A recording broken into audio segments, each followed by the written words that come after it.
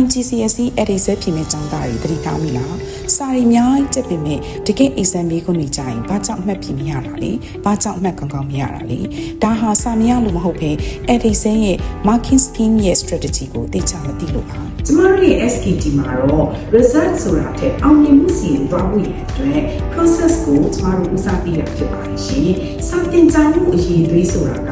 စာသင်ခန်းထဲမှာအကြောင်းသားတစ်ယောက်ချင်းစီရဲ့အခက်အခဲတွေကိုဘယ်လိုဖြေရှင်းပေးနိုင်လဲဆိုတဲ့ပုံမှာမူတည်ပါတယ်ရှင်။ SKT ရဲ့ June intake မှာ Edison ရဲ့ command words တွေကိုဘယ်လိုကင်တွယ်ရမလဲဆိုတာကအစဆင့်ချင်းသင်ကြားပေးသွားမှာပါ analytical thinking ကိုအခြေခံတဲ့အတွက်ဘယ်လိုမိကုမျိုးပဲလာအကြောင်းသားတွေယုံကြည်မှုရှိရှိနဲ့ဖြည့်ဆို့နိုင်မှာဖြစ်ပါတယ်